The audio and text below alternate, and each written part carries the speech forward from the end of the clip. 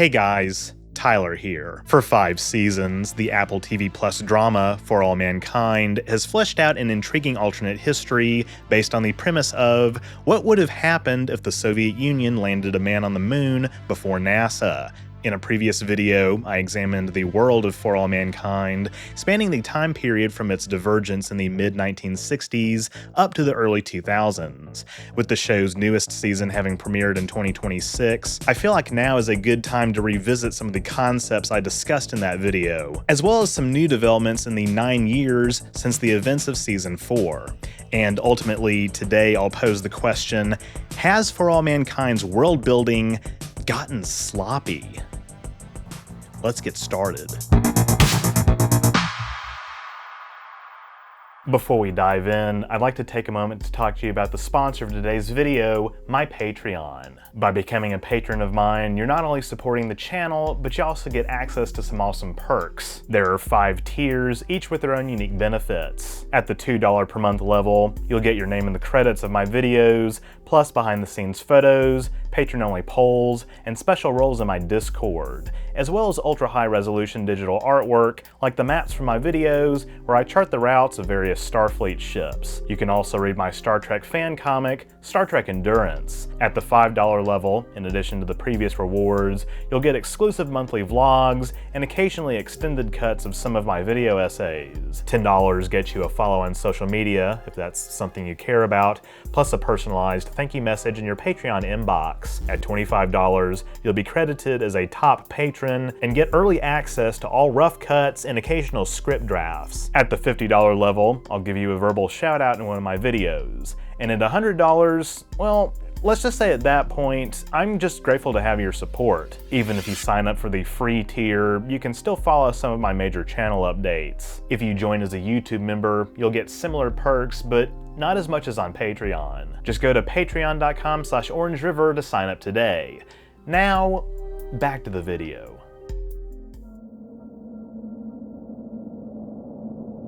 Before I dive into some of the post-2003 developments in For All Mankind's timeline, first I'll give a very brief rundown of some of the major historical divergences I covered in the last video. And it should go without saying that I will be spoiling some of the broad events of the first 4 seasons, so you've been warned. Essentially, For All Mankind's divergence sees Soviet engineer Sergei Korolev, the father of his country's space program, survive an operation in 1966 and help the USSR beat NASA to the moon in 1969. From this point forward, NASA becomes determined to beat the Soviets in other arenas of space development. Both agencies established moon bases in the 1970s, with the Apollo program continuing long past its original planned 20 missions from our timeline.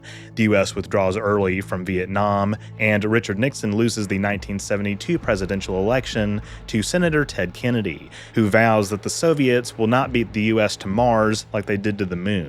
Kennedy is succeeded in 1976 by Ronald Reagan, whose presidency sees the space race heat up further to an armed standoff on the moon in 1983, before Reagan signs a treaty dividing the moon with the Soviets. Reagan is succeeded by Senator Gary Hart, who takes a more non-interventionist stance on foreign policy, allowing communism to spread to even more nations than in our history. While the world experiences a boom in private spaceflight development, the world also largely decarbonizes, with nuclear power becoming the primary form of electricity generation.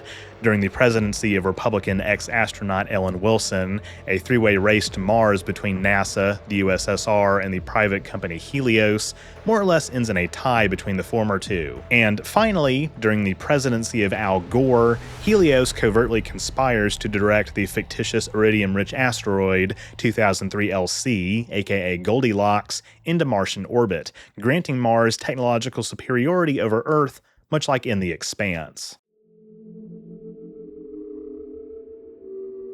For the remainder of this video, while I will talk about some stuff that happens in Season 5, I'll try to avoid major character spoilers. One of the most immediate consequences of the Goldilocks capture mission is that it leads Gore to lose the 2004 presidential election to James Bragg, Wilson's former vice president, who breaks with the administration in Season 3 when Wilson comes out as a lesbian.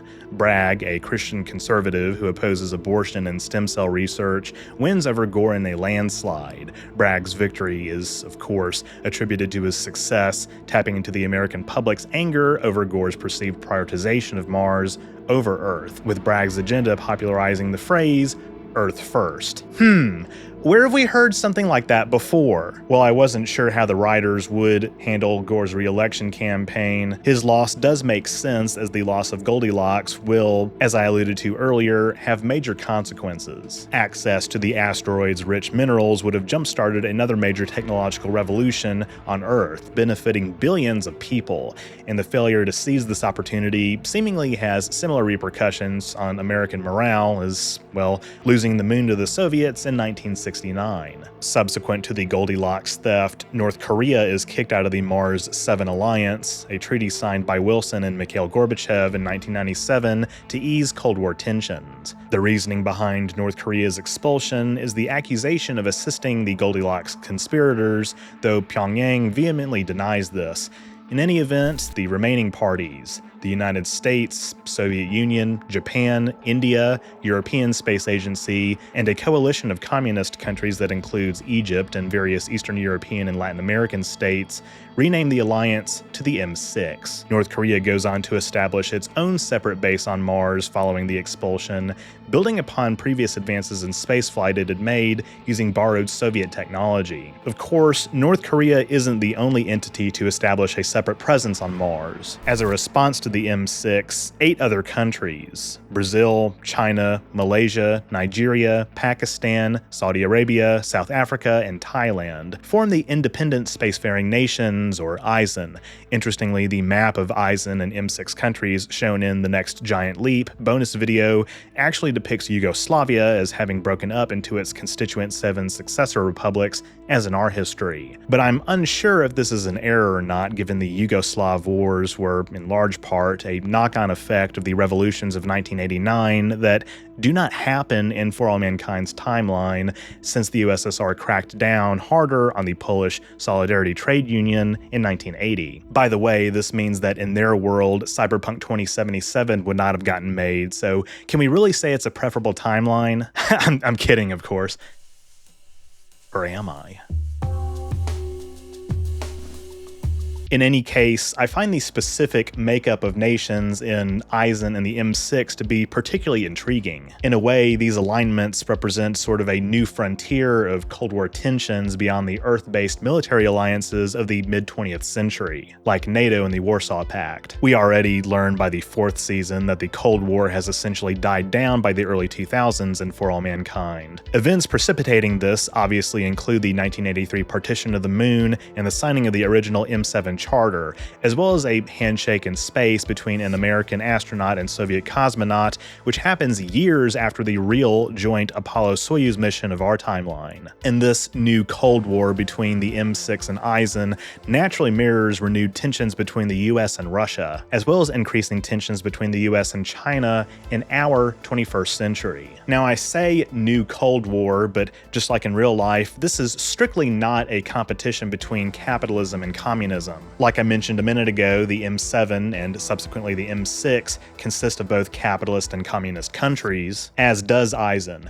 The division doesn't even necessarily center around authoritarian versus non-authoritarian. Indeed, our history has seen Brazil, China, India, Russia, and South Africa form the BRICS organization as a counter to the Group of Seven, primarily composed of wealthy Western nations, and some of the M6 and Eisen members like Egypt, Pakistan, South Africa, Thailand, and Venezuela have signed on to China and Russia's real-life International Lunar Research Station project, set for completion by 2036. Instead, the divide between the M6 and Eisen largely hinges on the haves and have-nots, Eisen objecting to the M6's monopoly over access to iridium from Goldilocks. The Eisen countries have burgeoning space programs and For All Mankind that are quickly achieving parity with the M6, and they even go so far as to boycott the 2010 Winter Olympics in Vancouver. It's a really unique situation that stands in stark contrast to today's geopolitical situation, in which further cooperation between the US and Russia feels like more of a pipe dream. This period also sees the arrival of the Peacekeepers, Mars's official law enforcement, under the planet's first governor, Paul Bremer. In real life, following America's invasion of Iraq, Bremer, a former diplomat, served as the chief civilian administrator of Iraq from May 2003 to June 2004. So, just like he was appointed by Bush to oversee our newest occupied territory, so too is Bremer appointed by Bragg to bring law and order to the Red Planet.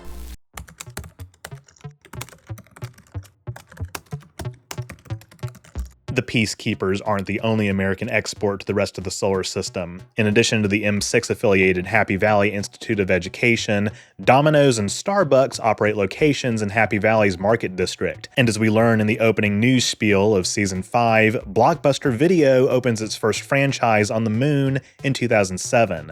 Rather than filing for bankruptcy due to poor leadership and failure to keep up with technological trends, they're even teased to be producing a TV show based on US politics. This is obviously a reference to Netflix's House of Cards, Blockbuster having famously turned down an offer to buy Netflix in its early days. But not only is this Blockbuster tidbit a nostalgic nod to the pop culture of the 2000s, it's also further indication that the internet as we know it still does not exist in For All Mankind's world. I gave my thoughts on this in the last video, but it's worth repeating here. The absence of an equivalent of the World Wide Web is an alternate history trope we've certainly seen elsewhere, such as in HBO's Watchmen series. The basic idea goes that the continued Cold War sees the US government restrict use of the internet from general public use for national security reasons. And the bonus video for Season 3 even makes a reference to Tim Berners-Lee, inventor of the web in our history, as an internet rights activist who criticizes the US for the block on the public internet. For All Mankind's showrunners even confirmed in a Reddit AMA that the internet is still restricted in Season 4. That said, some services like Dmail, an equivalent of email, are available to the public, as well as video telephony, likely run over more fragmented networks like those operated by cellular carriers. Notably though, email servers and video telephony both predated the emergence of the web by decades. I've criticized this aspect of For All Mankind's world building before, as I find it detracts from some of the more optimistic elements of its alternate history like advanced spaceflight, earlier civil rights, and avoidance of climate catastrophe. And as some fans have observed, there's also seemingly a stubborn reluctance on the part of the show's writers to address the menace that is social media and how it would impact the politics of For All Mankind's world. For instance, we're given no indication the Arab Spring has occurred, in which social media helped activists in Egypt and Tunisia organize resistance against their governments. However, the web failing to develop along the lines it did in real life is actually more plausible than you might think. As others have observed, creation of the infrastructure that underlies the modern internet was not achieved in a vacuum. Some initial steps included the High Performance Computing Act of 1991, sponsored by none other than then-Senator Al Gore, which contributed to the meme about how he invented the internet. This act funded the National Information Infrastructure, or NII, which would put vast information into the hands of both the public and private sectors. The NII not only included the building of physical hardware, cables, cameras, microwave towers, optical fiber, satellites, scanners, switches, and more to allow computers to talk to each other, but also interactive software and services and multimedia databases. The NII would be followed by the Telecommunications Act of 1996, which opened the door for more private competition in the internet space, while also enabling market concentration that has kind of come back to bite us in the ass. The Telecom Act, along with separate tax incentives under the Clinton administration, also contributed to the dot-com bubble, which, along with other factors, may have hurt Gore's electoral chances in our 2000. Either way, all of this took immense time and effort at a time when the US was also scaling back further plans for crewed exploration of our solar system, opting instead for cheaper robotic probes that have nevertheless helped advance our understanding of the universe. Even if we use the delayed end of the Cold War as an excuse, though, one would think an equivalent of the High Performance Computing Act and Telecom Act would have been passed in the 2000s under Gore, given his interest in technology. This is where I find For All Mankind's world building starts to break down, making it harder to suspend disbelief. The internet has been absolutely transformative in our everyday lives, notably not always for the better, such as with the radicalization of millions by extremist political propaganda, making it easier for governments to spy on people, the scourge of AI slop, and the massive e-waste generated by the race to the bottom that is modern online shopping. But in other ways, I'd argue it has had a net positive impact on society. It's revolutionized entertainment, made banking easier, facilitated wider access to educational resources, broken the stranglehold of traditional media on news reporting, and democratized various fields by creating millions of jobs and trillions in revenue for the world economy. Am I supposed to sit here and believe that people in For All Mankind are still checking out books from the library in 2012? That's not a knock on libraries, they serve other functions, but Jesus, come on. Having said this, I would find it more believable for the writers to emphasize the existence of a fragmented internet that still allows for some form of e-commerce, possibly through D-mail and/or smaller cellular networks, as well as some limited educational content like, say, Encyclopedia Britannica. That, or the delayed development of the web as we do know it, with the equivalents of early social media sites like MySpace popping up around the time of Season 5. And we do see that they have smartphones that can send and receive SMS messages that seem to be descended from Apple's Newton message pads, but there's still no such thing as Wi-Fi. They still have one more season to prove me wrong, but we'll see. Getting back to the show's timeline, though, Bragg actually wins re-election in 2008, though by a narrower margin. We aren't told who Bragg's opponent is, though we do find out Gore's vice president was progressive Minnesota Senator Paul Wellstone, who in real life died in a plane crash in 2002. Wellstone's multiple sclerosis kept him from mounting a presidential campaign towards the end of his life, though it's unknown if this would also be the case in For All Mankind. As opposed to Barack Obama and Hillary Clinton's candidacies, the 2008 nominee could have been somebody like John Kerry or John Edwards. In our history, Obama's election to the Senate was preceded 6 years earlier by the defeat of incumbent Carol Moseley Braun in the 1998 midterm elections, meaning she, or another senator, could have won in a year that would have been more favorable to Democrats during Ellen Wilson's second term. And since Bill Clinton never served as president in For All Mankind, Hillary's national political career likely would not have taken the same trajectory it did in real life. Pokemon go to the polls! In fact, John F. Kennedy Jr., also surviving a plane crash, serves as a senator whose term ends in 2012, leading to speculation that he is about to run for the Democratic nomination that year. An incumbent President Bragg winning in 2008 signals to me that the Great Recession must not have occurred, since every sitting party in the White House since World War II has lost the presidency during a recession year. But the specific events that lead to the Great Recession unfold differently in For All Mankind's timeline. The Gramm-Leach-Bliley Act, which repealed parts of the Glass-Steagall Act separating commercial and investment banking and contributed to the deregulation of the housing market, was passed in 1999 by the Republican-controlled Congress late in Bill Clinton's second term.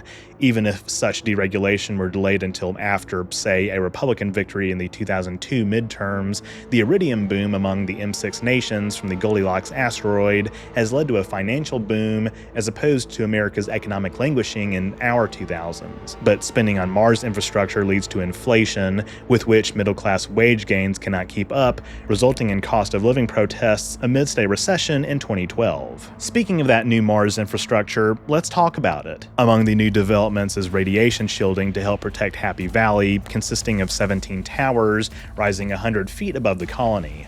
At the top of the towers, powerful electromagnets create a local field that deflects solar radiation, allowing even young children to stay on Mars indefinitely and not suffer negative effects. This is a big deal, as such radiation shielding is the primary way that such a colony could extend above ground and not experience the ill effects of higher UV exposure due to Mars's lack of a magnetic field. Previously, workers pretty much exclusively inhabited modules placed underground or surrounded by water piped through habitat walls.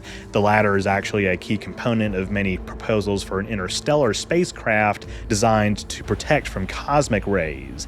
But neither is foolproof, and Indeed, scientists in For All Mankind voice concern about the inadequacies of the previous radiation protections, citing elevated rates of leukemia, thyroid, and bone cancer among Mars veterans. Happy Valley's flourishing into a more developed colony has also attracted many undocumented immigrants, called craters, due to their method of arriving in pressurized cargo containers. While the new radiation shielding is built by Helios, the Soviet company Kurgan Industries, which had previously mined helium-3 from the Soviet zone on the moon, wins a contract to build a space elevator on Mars. Not only is this enabled by Mars's lower surface gravity, allowing artificial structures to reach prohibitively higher distances than in Earth's atmosphere, but also by iridium nanotubes to reinforce the tether. Upon completion, the elevator is poised to consist of a tower 182 meters, or over a tenth of a mile tall, anchoring a cable that will stretch about 23,000 kilometers, over 14,000 miles, above the Martian surface to reach Goldilocks. Helios and Kurgan also compete in sending probes to the moons of Jupiter and Saturn in an effort to find extraterrestrial life in the outer solar system. In real life, it's suspected that these worlds, including the liquid methane-rich environment of Titan and subsurface oceans of moons like Europa and Enceladus, are prime candidates for confirming at least microbial life, since efforts to do so in the sulfuric acid cloud layers of Venus and the icy polar regions of Mars have so far yielded no conclusive results. Small spoiler for episode 2 of season 5, Kelly Baldwin petitions for a crewed mission to Titan to follow up on initial findings, pointing towards the possibility of an organic presence there. Something I found refreshing when watching this episode was hearing another character bring up that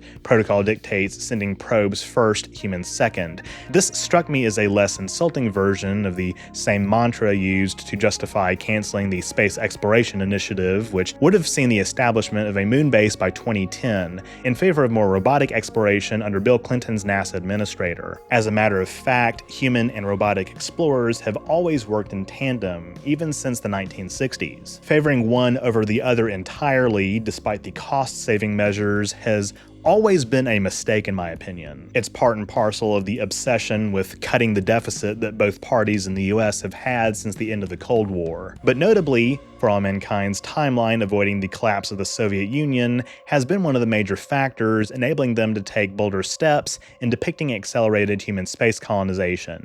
That spirit of competition and eventually cooperation is something I think we can learn from, even if I think some of the choices that have been made regarding the show's politics are questionable to say the least. Either way, like Kelly says, there are just some things you need people to accomplish, which is the same kind of humanist attitude that inspires comparisons with Star Trek's optimistic future.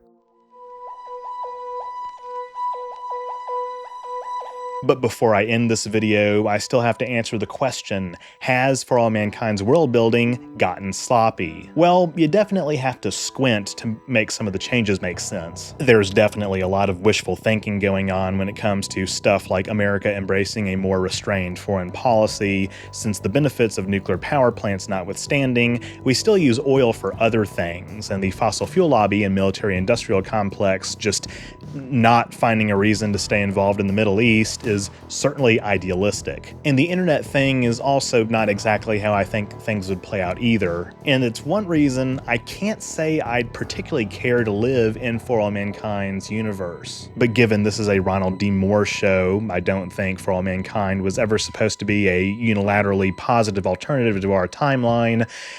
Just different. So maybe the writers are starting to indulge themselves a little bit when it comes to what humans can realistically achieve in both economic and scientific terms with late 20th and early 21st century technology. But isn't science fiction supposed to be fun like that? With that, thank you all so much for watching.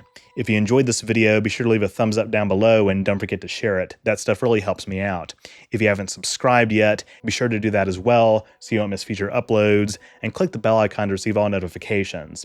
If you want to support my work even further, you can become a patron at patreon.com/OrangeRiver, link in the description, or become a YouTube member by clicking the join button on my channel page. I want to give a quick shout out to all of my donors who allow me to bring on outside talent like editors to make more high quality content for you to enjoy.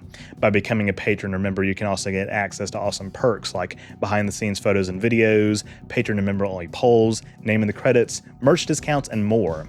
or you can drop a one-time super thanks or PayPal donation. All are appreciated. Links to my PayPal, as well as my social media merch store, are in the description too. Also, just as a reminder, I do have a second channel, OrangeRiver Plus, where I've uploaded the VODs of lots of my gaming streams, with more on the way. And in addition to some other goofy one-offs and extra behind-the-scenes content, I've officially made it my second streaming platform, so be sure to subscribe there too, so you don't miss any new content. That's all I have for this week. I'll see you next time.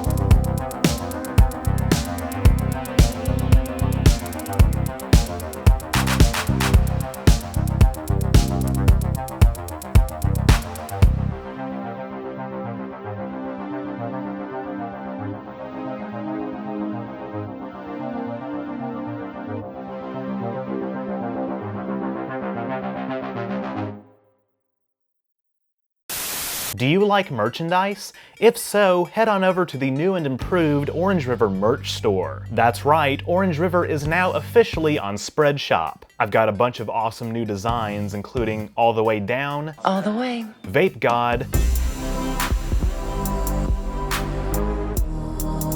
Tally, aka Best Girl, It was totally worth it. and what is perhaps my greatest design yet,